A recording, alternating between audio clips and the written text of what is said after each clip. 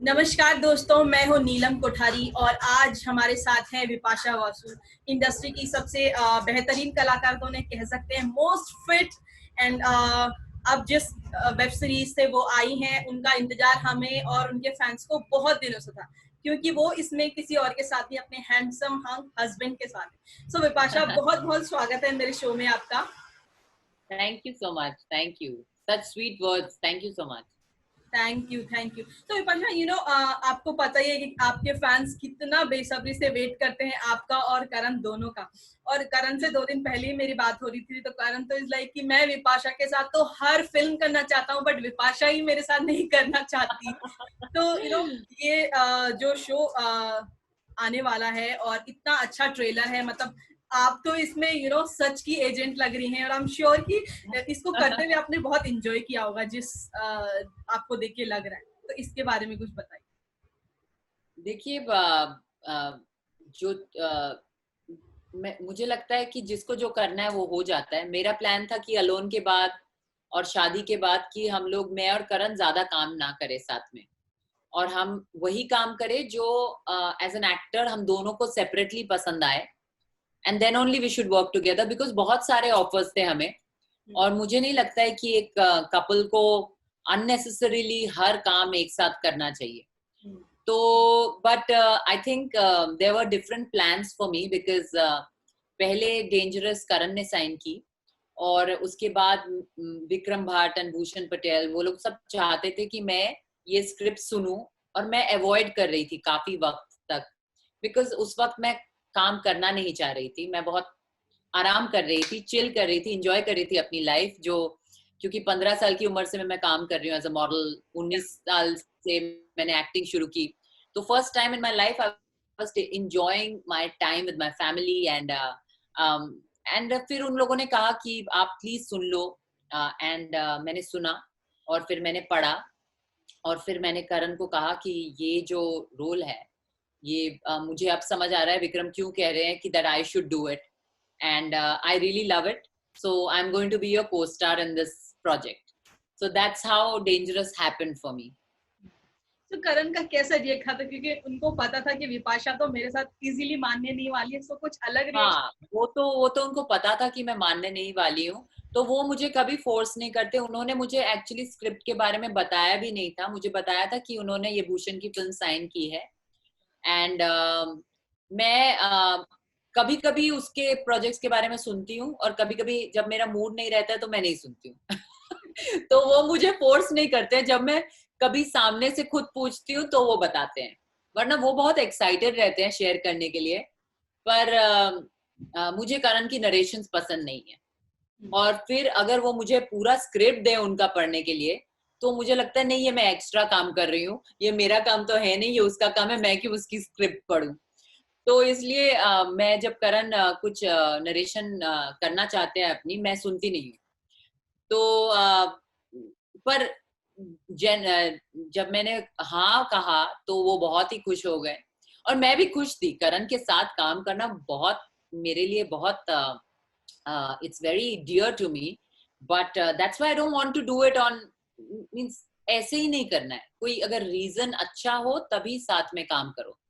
तो रीजन अच्छा था, और हम लोगों ने अभी डेंजरस बनाई है और कल रिलीज हो रही है। और मैं चाहती हूँ कि इस लॉकडाउन के टाइम, जब पूरी दुनिया काफी बंद ही पड़ी है, मैं चाहती हूँ कि जो मुझे देखना चाहते थे एक्टिंग करते हुए फिर से, वो मेरी ये जो कोशिश है उनको एंटरटेन करने की, वो उसे पसंद करे, देखे, और उसके बारे में डिस्कस करे, बाकी लोगों को बताए, और ज्यादा से ज्यादा लोग मेरा काम देखें।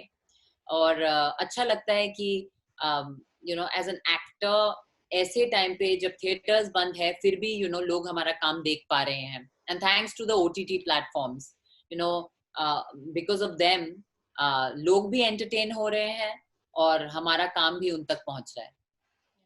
तो विपाशा, आप तो मूवीज में रही हैं, करण ने तो फिर भी टीवी किया है।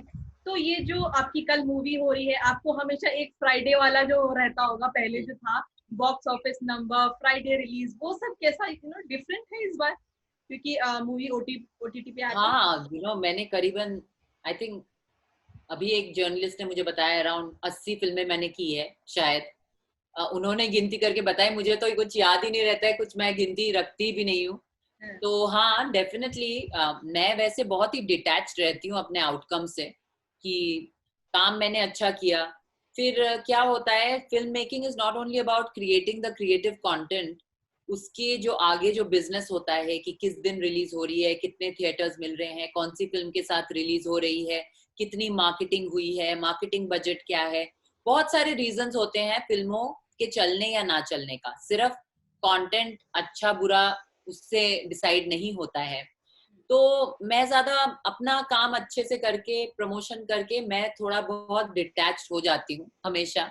तो मुझे उतना फ्राइडे से डर नहीं लगता है, क्योंकि बहुत सारी सक्सेसेस मिली है, काफी फेलियर्स भी मिले हैं, काफी एवरेज भी आउटकम हुए हैं, कुछ रिलीज भी नहीं हुए हैं। तो मैं हर परिस्थिति से गुजर चुकी हूँ।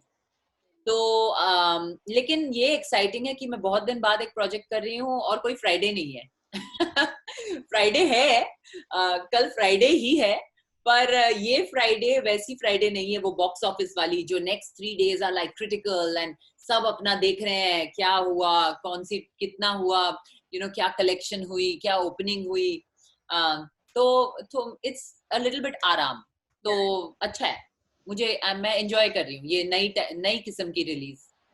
सो डेंजरस के ट्रेलर पे जब देखें तो आप जो लीड है, आप लीड बनी हुई है, लेकिन आप हीरो की एक्स बनी हुई है और वो किसी और के हस्बैंड बने हुए हैं। तो सेट पे हाँ कैसा था, एज अ वाइफ अगर देखा जाए तो ये बहुत ही अलग, एक उल्टा पुल्टा सब कुछ हो गया। हाँ, एज दैट्स द थिंग ना, मैंने ये फिल्म बिपाशा बासु की हैसियत से की है, करण सिंह ग्रोवर की बीवी के हिसाब से नहीं की है। तो मुझे कभी ऐसा लगा ही नहीं, क्योंकि मैं जैसे ही सेट में पहुंची, आई वॉज नेहा, नेहा सिंह का कैरेक्टर था। और मैं कहूंगी कि 99% एक्टर और 1% वाइफ रही हूँ सेट पे। लंच टाइम पे वाइफ बन जाती थी, और या पैकअप के टाइम पे। तो पैकअप के टाइम पे इमीडिएटली जैसे ही पैकअप होता था, okay baby let's go home, so then the wife kicks in. पर थ्रू आउट शूटिंग के दौरान करण एक बहुत ही अच्छे को स्टार है। जब मैंने उनके साथ अलोन में भी काम किया था, और हमारी जो केमिस्ट्री थी करण मेरी और भूषण की, जो हमारे डायरेक्टर हैं डेंजरस के, तो हम लोग बहुत अच्छे से घुल मिल गए थे। तो इस बार भी हमारी बातचीत, हम लोग हमेशा सेट पे ही डिस्कशन करते थे, सब कुछ चिल करते थे, मजा भी करते थे, एंजॉय भी करते थे। करण तो बहुत मस्ती करते हैं, कभी कभी मुझे बड़ी बड़ी आंखें दिखानी पड़ती है कि बहुत सीरियस सीन है, चुप रहो थोड़ा। तो कभी कभी मेरा जो वाइफ का रूप है आ जाता था। वैसे मैं एज अ कोस्टार भी मुंहफट हूँ, मेरा कोई कोस्टार को भी अगर मुझे कुछ बोलना पड़े तो मैं बोल देती हूँ, मैं इतना सोचती नहीं हूँ। so it was fun. It was not so much of wife and husband dynamics, it's more of a co-star on set. Tell me Vipasha, your character, जो आपका कैरेक्टर है ना, वैसे कैरेक्टर हमने हॉलीवुड में देखे हैं, उस तरह की जो एजेंट होती हैं, और Yeah. एक तो जस्ट बिकॉज आपकी फिटनेस और वो एक्टिंग, तो आपको कितना काम करना पड़ा इस किरदार के लिए? देखिए, ये तो जैसे आपने कहा बहुत सारी इन्वेस्टिगेटिव शोज, मेरी सबसे फेवरेट इन्वेस्टिगेटिव शोज हैं। Sherlock Holmes. ओटीटी प्लेटफॉर्म है Marcella, the Fall, Broadchurch, Killing Eve. और इन चारों शोज में जो प्रोटैगनिस्ट है वो एक बेहतरीन कलाकार है, चारों लेडीज जो हैं, and they play kick S investigators, और मैं उनकी फैन हूँ। तो जब मुझे कहा गया कि, जब मैंने पढ़ा कि she is a Scotland yard detective, I was like wow, my dream come true, because मैं एक डिटेक्टिव का रोल करना चाहती थी। एंड वैसा नहीं है, पर डेफिनेटली उसकी झलक जो मुझे पसंद है, मैंने ट्राई किया है कुछ कुछ कुछ, जो फर्मनेस एंड ओवर एक्टिंग नहीं, कुछ भी, एवरीथिंग इज वेरी सटल। सो मैंने कोशिश की है, जो जो मुझे डालना था उस कैरेक्टर में मैंने डाला है।